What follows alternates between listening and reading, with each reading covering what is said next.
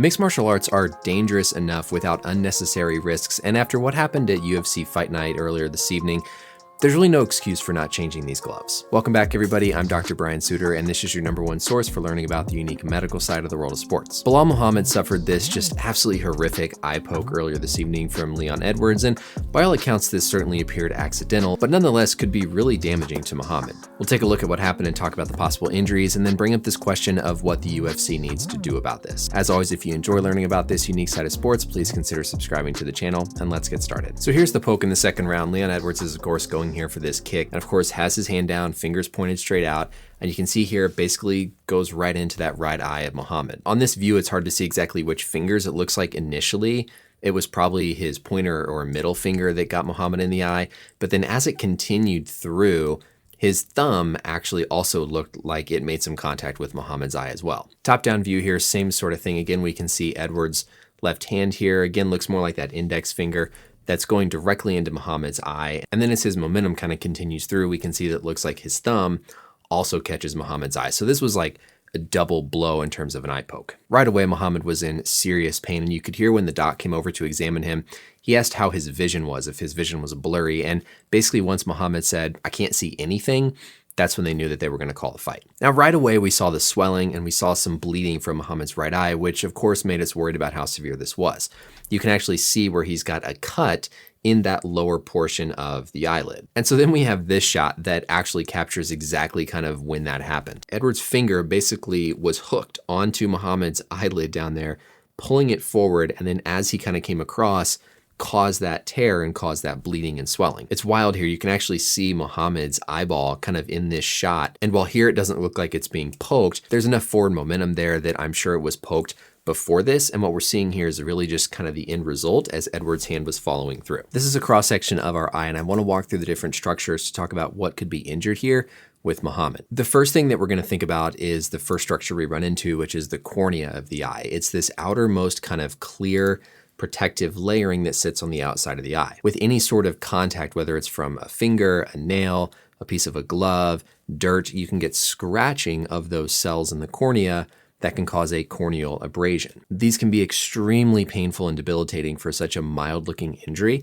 because your body reflexively wants to keep your eyes shut, you tear up a lot, and so even just something like this can be enough for a fighter to not be able to continue. The next structure we're going to get through is then the iris. This is what gives your eye its specific color, and in the center of the iris is going to be the pupil, which is of course that black circle where light is coming into the eye. Behind the pupil, we then have the lens, and so this is going to be where that light is really focused down so that we can ultimately see when that light gets back to the retina. We have different muscles that actually attach to the lens and essentially either stretch the lens or relax the lens to change the refractive properties so that the light bends at different ways depending on kind of where the object is. Next, we then get into the vitreous body, which is this sort of jelly-like sort of main substance within the depth of our eye that the light's going to pass through to then hit the retina, which sits on the back side of the eye and is where the actual cells are that interpret and sort of send those light signals back to the brain. Now, after a corneal abrasion, the next thing we're probably going to see is something called a subconjunctival hemorrhage. This is going to be where these blood vessels that sit kind of in this wide of the eye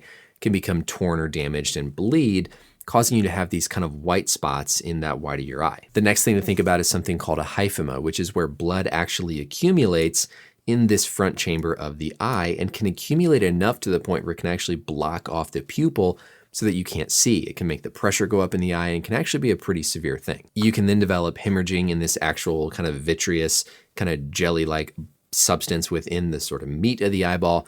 And then of course, the big one that we worry about with an athlete and kind of long-term is going to be a retinal detachment. This is an illustration of a detached retina where you can see the retina here has kind of fallen down and we've got this accumulation of fluid back behind the retina. There can also be a tear that's there in the retina. And so this is really when we worry about people having issues with blindness after major eye injury is because of something like a retinal detachment. The kind of end worst case scenario is an open globe where the eye actually ruptures or kind of pops open. We can look at this picture and see that his eye doesn't look like it's ruptured. This doesn't look like an open globe. So a lot of possibilities here for Muhammad, everything from a simple corneal abrasion that could heal up relatively quickly within a matter of days to weeks to something that he's hopefully avoided, like a detached retina. Now, finally, let's address these gloves because as you all probably know, there's a lot of controversy about why they haven't changed the gloves with all these eye pokes. Essentially, the current gloves make your fingers want to extend straight out because of the rigidity and the natural position of them. But actually, if you just extend your hand straight out, your fingers naturally want to flex and curl up, as opposed to if you flip your hand over, your fingers open up more and extend. So it's actually more of a natural position for your fingers to be curled and flexed downward, which is what we're trying to do so that we're not poking people in the eye. Trevor Whitman has been working on these gloves where it basically causes your fingers to have kind of more of this U shape to where you can't extend them as easily to cause the eye poke. I could maybe understand that those would be harder to grapple in, and so guys might be hesitant to go to them. But from my following of this discussion, it seems like most people are on board with making this change. Like I said, this sport is dangerous enough without unnecessary risks that can possibly be mitigated. And so if there's a better glove that's going to prevent something like this from happening, I don't see why it's not being done as soon as possible. If those conversations have stalled, hopefully this gets them sparked up again, because I really hope that we can see this change so that we can limit these unnecessary risks. Dana can talk all he wants about guys just need to keep their hands up, but when you're instinctively fighting in the moment, you don't have time to process all those things. Your body's gonna naturally react, and you don't have time to process, oh my gosh, I gotta stop, I gotta keep my hands up. So let's implement some equipment changes that don't require fighters to be thinking about that, so they can instead focus on the actual fight. That's it for the video, everybody. Let me know any questions or comments down below, and until next time, we'll see you later. Bye.